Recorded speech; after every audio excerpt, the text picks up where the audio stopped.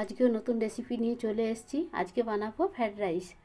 এখানে আমি চালটাকে 2 ঘন্টার জন্য ভিজিয়ে রেখে দিয়েছিলাম।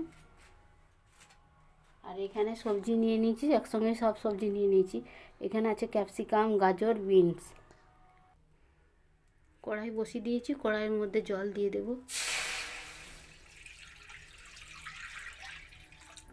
কড়াইয়ে জল বসিয়ে দিয়েছি, জল গরম হয়ে গেলে আমি চাল সবজি আমি অন্যভাবে বানাচ্ছি, তোমরা তো অন্যভাবে বানাও।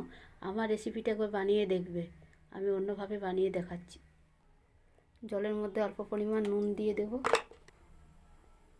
জল গরম হয়ে গেছে, জলের মধ্যে নুন দিয়ে দিয়েছি, কয়েকটা তেজপাতা দিয়ে দেব।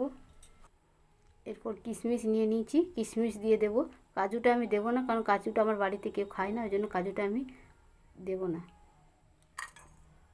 জলের মধ্যে কিশমিশগুলো দিয়ে দিচ্ছি। এরপর দিয়ে দেবো চালটা, আমি দিয়ে দেবো। চালটা 90% সিদ্ধ করতে হবে, খুব বেশি সিদ্ধ করা যাবে না। চালটা আমি আগের থেকে 2 ঘন্টা ভিজিয়ে নিয়েছিলাম, কারণ ভিজিয়ে দিলে চালের দানাটা আরও লম্বা লম্বা হয়ে যায়। দিয়ে দে, তারপর দেখাবো আরেকবার। না অমনি করে দিয়ে দেখো না, অফ ক্যামেরা আছে, এখন এমনি করে ঢেলে দাও।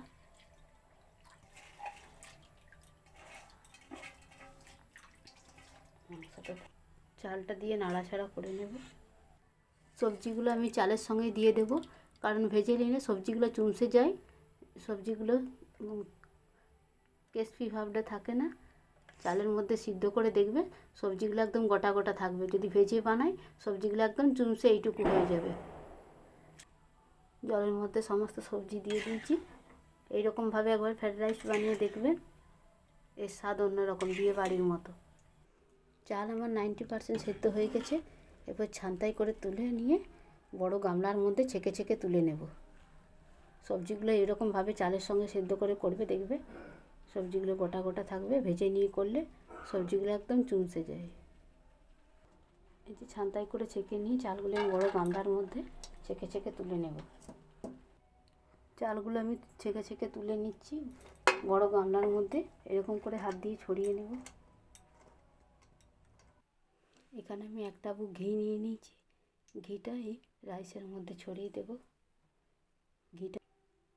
ঘিটা আমি গরম করে নিয়েছি, গরম করে নিয়ে এইভাবে দিয়ে দেব। এরপর আমি দিয়ে দেব জায়ফল, জয়িত্রী গুঁড়া একসঙ্গে দিয়ে দেব। আর লাগবে আমার চিনির গুঁড়ো, চিনিকে গুঁড়ো করে নিয়েছি। এরপর ছড়িয়ে দেব। চিনির গুঁড়ো দিলে ভালো করে ম্যাশ হয়ে যায়।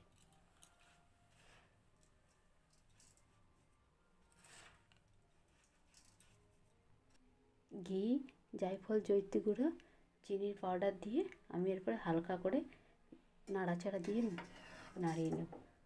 হালকা করে দিতে হবে যাতে চালটা না ভেঙে যায়। এই যে সমস্ত সব মিশিয়ে নিচ্ছি। দেখো চালগুলো আমার কি সুন্দর গোটা গোটা আছে। ভালো করে তল উপর আমি মিশিয়ে নিয়েছি। তৈরি হয়ে গেছে আমার ফ্রাইড রাইস। তৈরি হয়ে গেল আমার ফ্রাইড রাইস। রেসিপিটি ভালো লাগলে লাইক করবেন, কমেন্ট করবেন, শেয়ার করবেন, সাবস্ক্রাইব করবেন।